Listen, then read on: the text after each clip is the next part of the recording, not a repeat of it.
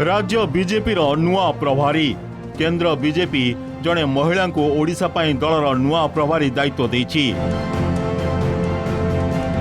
पुरेंदेश्वरी पूर्वर BJP महिला मोर्चार प्रभारी भाव कार्य करथिले।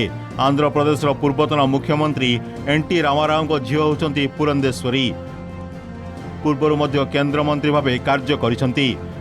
तांको पाखरे बहु राजनैतिक अभिज्ञता रही। डी पुरेंदेश्वरी फोकस रे रहिबो ओडिशार महिला भोट। आंध्र को लागिथिबा ओडिशार गंजाम रायगड़ा और कोरापुट जिले में बहु तेलुगु भाषाभाषी रहउछंती। एथिपाई डी पुरेंदेश्वरी सेमानक सह जोड़ी होई पारिबे।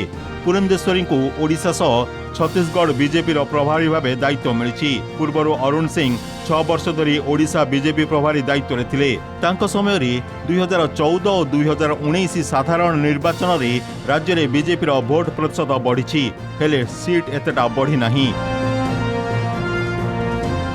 डी पुरेंदेश्वरी लंबा समय अभिज्ञता केंद्र मंत्री हिसाब से हो सांगठनिक दृष्टि हो लंबा समय अभिज्ञता अच्छी गोटे राजनीतिक परिवार आसी।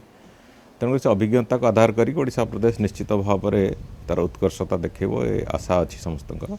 मु भावुची से दिगरे निश्चित भाव में भारतीय जनता पार्टी एक सफल यात्रार आरंभ। नेशनल रे 5 वर्ष धरी से प्रभारी दायित्व तुलेचन। ये 5 वर्ष भितर महिला मोर्चा को जेभली सशक्त करबा पई तांको मार्गदर्शन मत लगुच पार्टी को एकत्रित करी तृणमूल स्तर को संगठन को संगठित करिवारे तांको भूमिका गोटे बहुत रहिबो। ओडिशा बीजेपी सह प्रभारी हेले विजयपाल सिंह तोमर। से यूपी रु राज्यसभा सदस्य अछंती।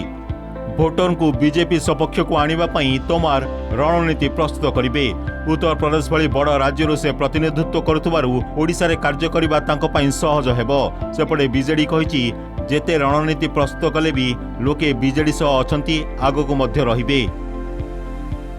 भारतीय जनता पार्टी प्रभारी दायित्व परिवर्तन होइछि एवं सह प्रभारी हिसाब रे विशेष भावे तोमर जी आगुरु कृषक मोर्चार नेतृत्व नौथिले राष्ट्रीय अध्यक्ष मध्य थिले एवं उत्तर प्रदेश गोटे कृषि क्षेत्र से बिलंग्स करुछंती। भारतीय जनता पार्टी निश्चित रूपे आगामी दिन में ओडिशार कृषक मानकर समस्या को फोकस करिवार पाई निष्पत्ति नैछि। ठीक कथा जिते प्रभारी चेंज करंतु जहा करंतु महिला को आनंतु पुरुष को आनंतु कृषकों को आनंतु जहा करंतु बिजु जनता दल उपर यार प्रभाव आदौ पड़बनी। ये एक्सपेरिमेंट बहुत से माने करि सारलेनी। निकट तो बालेश्वर और तीर्तोल आपण देखुचंती। बीजेपी राष्ट्रीय मुखपात्र संबित पात्र को दलर मणिपुर प्रभारी दायित्व मिली। अरुण सिंह को कर्णाटक सह राजस्थान बीजेपी प्रभारी भाव नियुक्ति मिली। ओडिशा रे 2 नुआ प्रभारी सह मिसी राज्य बीजेपी टीम कार्य करिबो। आगको पिपिली उपनिर्वाचन परे पौर और पंचायत निर्वाचन एमानक पई बड़ चैलेंज हबो। भुवनेश्वर वीडियोग्राफर सुब्रकांत सह चित्तरंजन करंग रिपोर्ट कलिंग टीवी।